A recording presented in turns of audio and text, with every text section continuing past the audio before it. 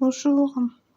Alors j'espère que tout va bien et si c'est pas le cas, j'ai prie dans le nom de Jésus-Christ que Dieu vous envoie l'aide qu'il faut pour arranger arranger, les difficultés, solutionner les difficultés.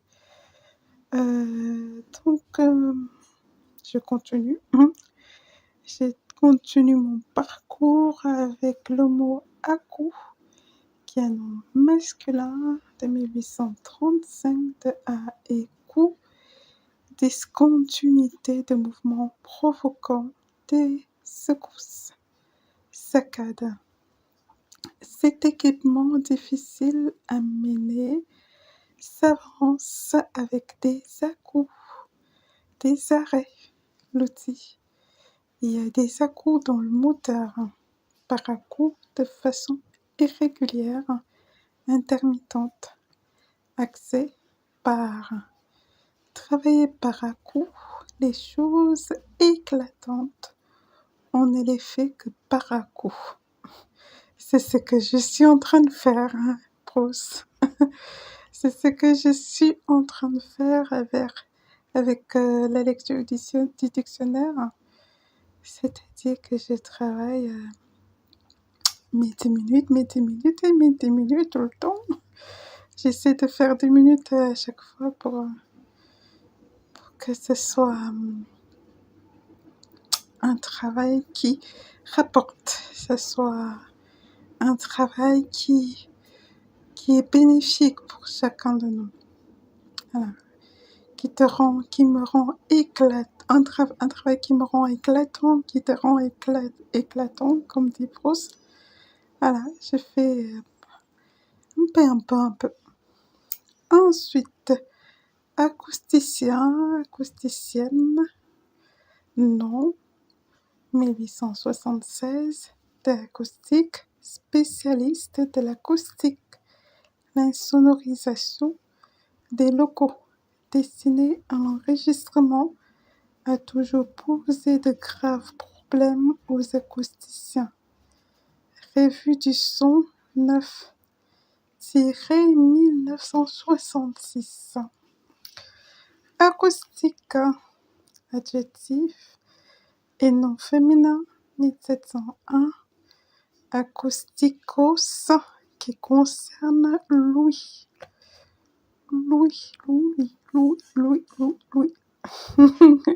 J'espère que j'ai bien prononcé, sinon il va falloir que je travaille sur ça et que, voilà, faites-moi savoir aussi en commentaire si j'ai bien prononcé ou pas. Donc, ensuite, qui appartient à Louis, sert à la perception des sons, nerfs acoustiques, auditifs, cornets acoustiques, 1866, relatif au son du domaine de l'acoustique, sonore, les phénomènes acoustiques. Nom féminin, 1701, partie de la physique en relation avec la physiologie, la psychologie et la musique qui traite des sons et ondes sonores, nature, production, propagation et réception du son.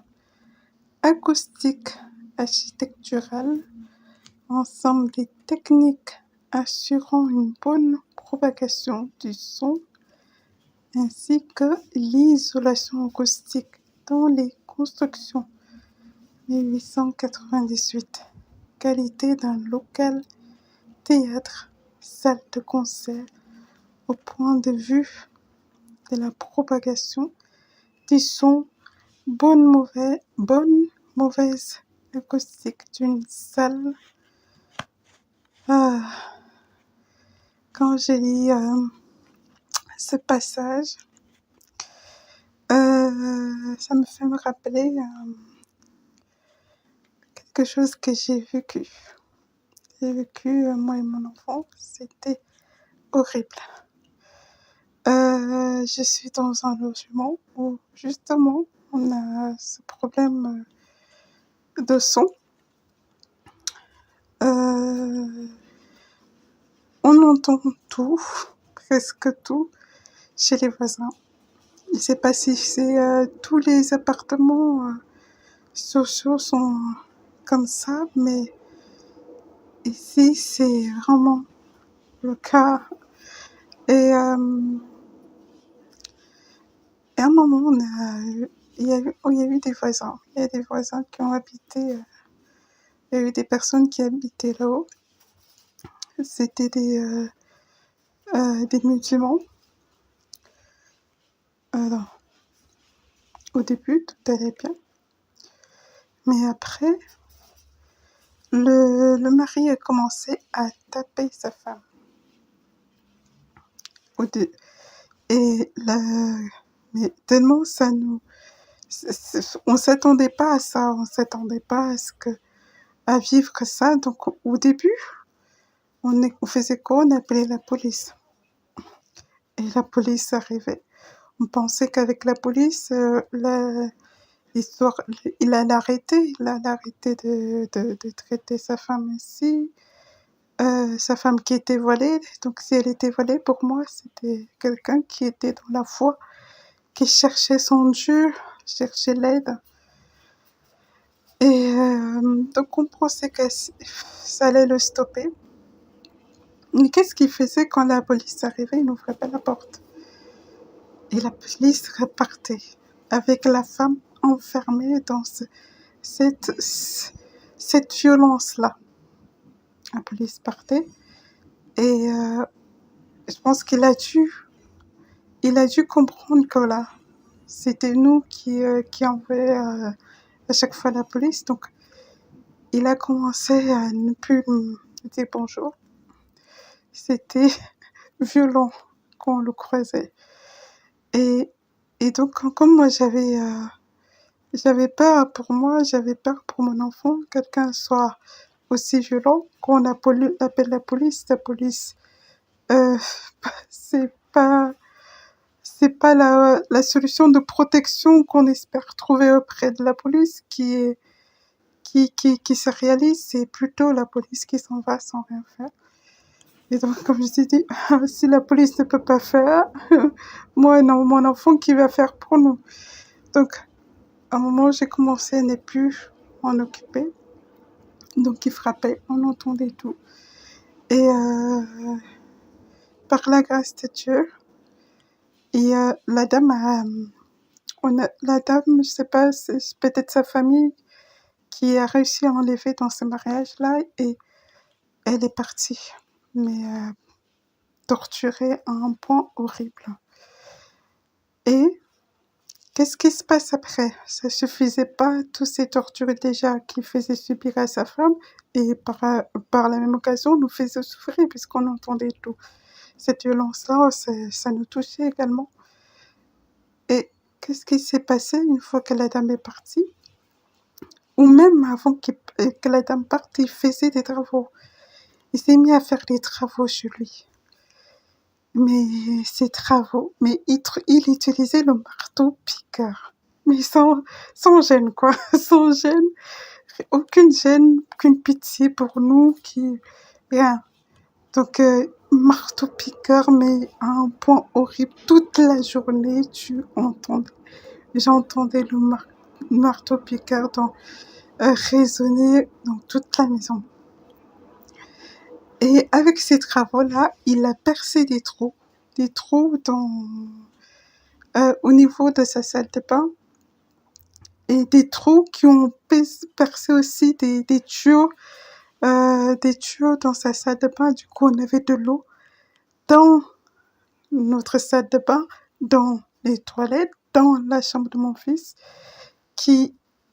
mais on arrivait le matin, on avait de l'eau qui coulait juste au niveau de l'ampoule. C'est-à-dire que j'allume l'ampoule et je vois l'eau à côté de l'ampoule. Le truc, tu meurs tout de suite. Si l'ampoule, c'est le courant, tu touches, tu meurs tout de suite.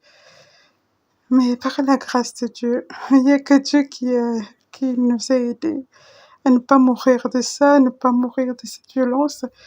Et mais l'état de la maison la maison était dans un état horrible. Il y avait de l'eau partout, ça sentait pas bon.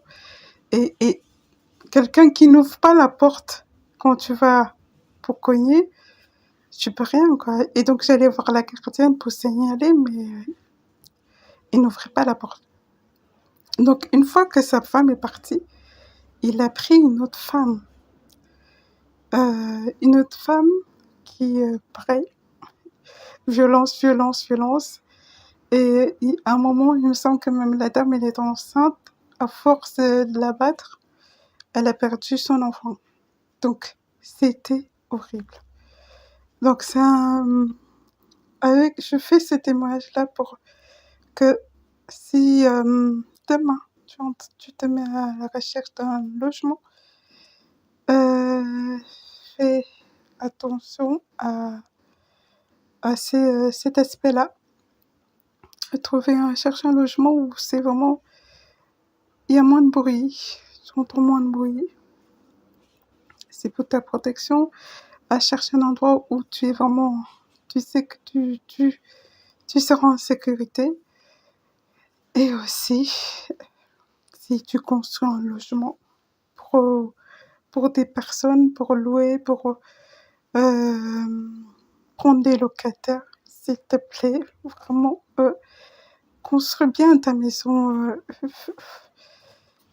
Trop de bruit dans la maison, ça tue. Ça anéantit. C'est vrai que tu as des murs qui te protègent du froid dehors, mais le bruit, tout le bruit que tu peux entendre, c'est horrible. Tout le bruit que tu peux subir, comme nous qui avons subi la violence, la violence qui faisait endurer à ces femmes, c'était horrible. Donc, vraiment faire attention à cet aspect-là.